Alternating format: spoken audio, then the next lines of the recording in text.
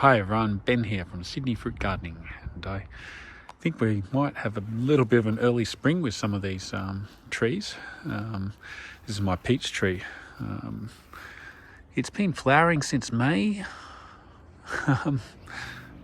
I looked back at my photos from last year and it was flowering late July, early August, but we've already got flowers and shoots. It really didn't leave me much time to even spray this tree this year. I spray it each year with lime sulfur just to try to keep the sort of funguses and diseases and whatnot off the tree. So I managed to get that spray in just as things were flowering, but yeah, look at that.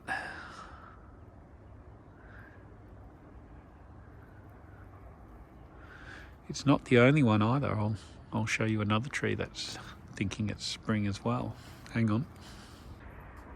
Here's my Tropic sweet apple. Again, it never really entered dormancy. It's been flowering on and off. Well, not really on and off. It still started flowering back in, again, late May.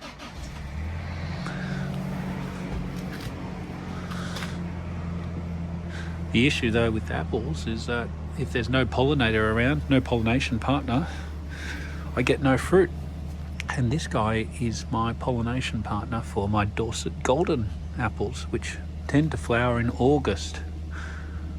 So I may experiment with storing pollen. I might just freeze a couple of these flowers, defrost them in August and see if I can get them to pollinate my Dorset golden.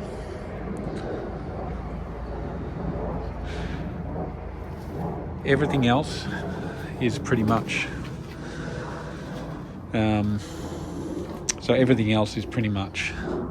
still dormant, the other apple trees. I'll show you the cherry trees. Hang on. That's the persimmon out here. That's still dormant. No signs of coming out of dormancy just yet. Cherry tree, this is one cherry tree. Again, no signs of coming out of dormancy just yet. This one is starting to get, sorry about the noise guys, some green tips, or red and green tips.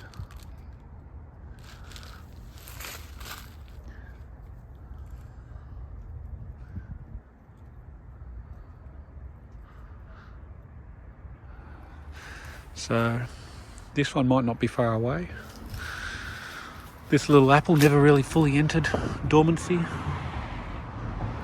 This is one of my dwarf apples, which I've got 4 varieties grafted on this. No, five varieties grafted on this little dwarf apple.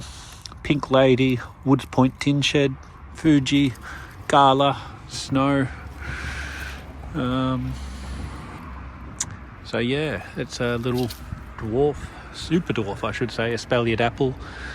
With apples, if you use what's called M27 rootstock, it's the rootstock they use for step over apples, and it will keep the tree very small. So this one will be an interesting one to watch as it gets older. Mulberry and pomegranate are still dormant. No signs of them waking up just yet. I only had the last pomegranate probably a month ago, end of May, early June. Got a good lot from this one this year. This is the wonderful variety, which is the best variety I think. All right. So just an update on some of the deciduous trees and the fact that we might be having a little bit of an early spring, or some of them think it's an early spring. We'll look at that. The mango's starting to try and flower. There you go.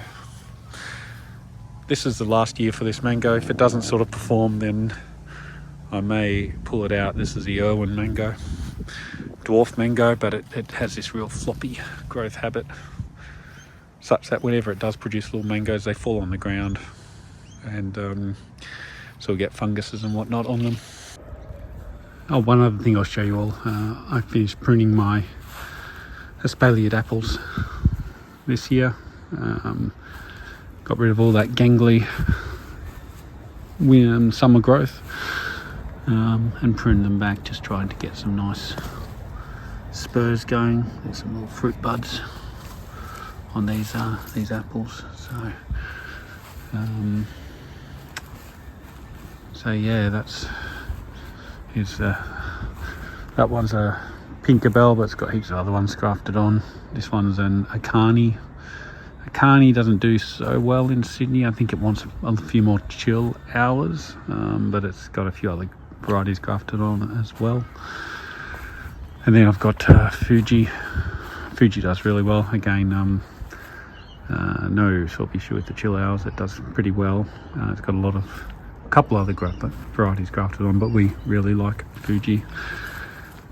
Down here, I've had a problem with this branch not really sort of stopped down there, and yeah, someone online recommended just to tie it up as high as I can to try and re-establish the apical dominance and get that branch growing again. So that'll be a bit of a test for this summer. We'll see if we can get that branch going once more. All right, see you later, everyone.